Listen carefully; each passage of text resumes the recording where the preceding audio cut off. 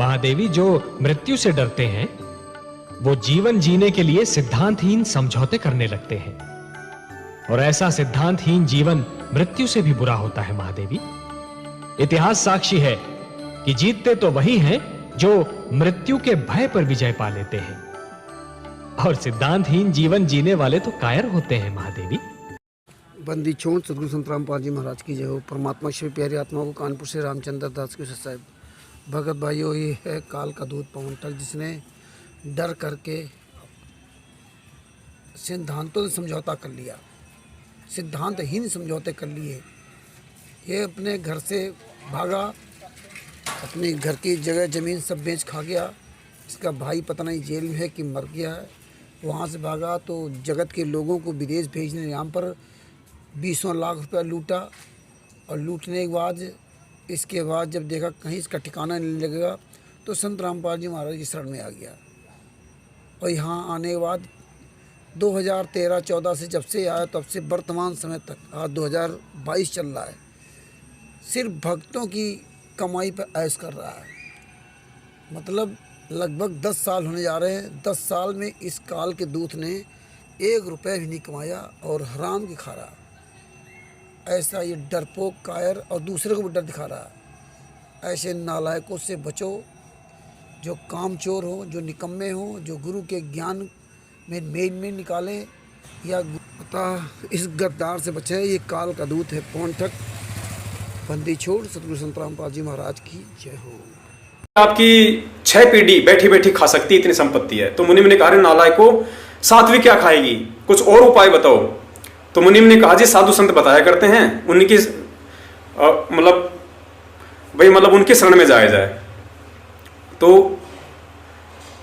एक साधु की गए वहां पे शरण में। उस साधु ने बताया, जी भंडारे करो, धर्म भंडारे करो, जितने धर्म भंडारे करोगे परमात्मा उतना ही ज्यादा तुम्हें धन देगा। तो उस सेठ ने भंडारे शुरू कर दिए और कहा कि कोई भी आसपास के क्षेत्र में कोई भी साधु महात्मा संत ना बच जाए, दाल चावल सूखा गीला जैसा भी है उनको दे के आओ। नौकरों ने वैसा ही किया, पूरी नगरी में सप्लाई शुरू कर दी। एक भगत के पास गए जो अपना मतलब गृहस्थ जीवन में रहते हुए अपना जीवन यापन कर रहा था। उसकी पत्नी थी, वो स्वयं था। वहां गए नरसिंह जी के सेवादार और कहा, जी हमारे सेठ जी का आदेश हुआ है और जी ये राशन ले लो आप। तो उस भगत आत्मा ने कहा कि उसने अपनी औरत को आवाज लगाई और कहा कि भाग्यवान जरा बाहर आओ। वो बाहर आई, कहा कि जरा देखो अपने घर में क्या है, तो कुछ खाने का सामान है। तो वो अंदर गई, अंदर से बाहर आई, बोली, जी शाम का आटा है अपने पास में, शाम का भोजन की व्यवस्था है अपने पास में। तो सतगुरुदेव जी ने बताया कि उस भगत ने ये कहा कि भाई हमें नहीं चाहिए। बोले, भाई क्यों नहीं चाहिए? बोले, हमारे पास में शाम का है। अरे बोले, भाई शाम का है। बोले, सुबह बोले भूखा मरेगा। बोले, भाई भूखा वो मरता है जिसको भगवान पे विश्वास ना हो, वो आदमी भूखा मरा करता है। भगवान का भगत कभी भूखा नहीं मरता। वो लोग बड़े प्रभावित हुए, वापस सेठ जी के पास गए। सेठ जी ने कहा कि भाई सबको दे आए। बोले, जी दे आए। तो बोले, कोई रह तो नहीं गया? बोले, जी एक था। बोले, ऐसे ऐसे वो करके। बोले, साहब उसने लेने से मना कर दिया। बोले, क्यों, क्या कहा? बोले, जी उसने ये बात उसने कही है कि हमारे घर में शाम का आटा है, हम नहीं ले सकते, और आगे परमात्मा देगा, नहीं देगा तो फिर उसकी मर्जी। सेठ के कान खड़े हो गए। गुरुजी ने कहा कि सेठ वहां गया, जाके उसके पैरों में गिर गए। बोले, भाई महाराज क्यों नहीं ले रहे आप? शाम को ले लो, कल बोले भूखे मरोगे। बोले, भूखा वो मरता है जो भगवान की भरोसे नहीं रहता, जो ठग होता है, चोर होता है, भक्ति मार्ग में 420 करता है। गुरुजी ने विधान बताया, वो भूखा मरता है, भगत को भगवान भूखा नहीं मरने देगा। सेठ उसके चरणों में गिरा और फिर उस जो भगत था उसने उसको कहा कि क्यों ये कोड इकट्ठा कर रहा है? भगवान पे विश्वास कर, सभी सृष्टि के सारे जीवों को दे रहा है। परमेश्वर कहते हैं, पोपाटी पकड़ा भया जागी जी या जूम, सबका हमको देता है जो समाना छू। वो परमात्मा चीटी को कण और हाथी को मर देता है। जो ना काम करते हैं, ना झूठ बोलते हैं, ना छल कपट करते हैं, उनका भी पेट भरता है। हाथियों के झुंड का पेट भरता है। तुम इंसान तुम छल करते हो, तुम कपटी हो, इसलिए तुम भूखे मरते हो। तुम्हें विश्वास नहीं है भगवान पे।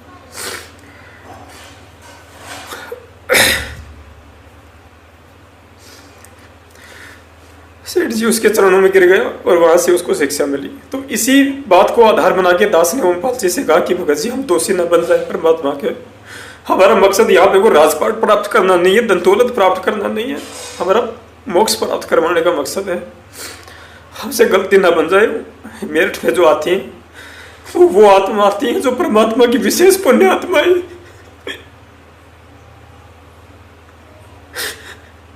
जिन्होंने हमारे ऊपर विश्वास किया है। सतलोक आश्रम मैनेजमेंट हरियाणा को छोड़ा है, गुरुजी की भाई को छोड़ा है, उनकी पत्नी को उन्होंने छोड़ा है कि ये झूठे मक्कार लोग हैं।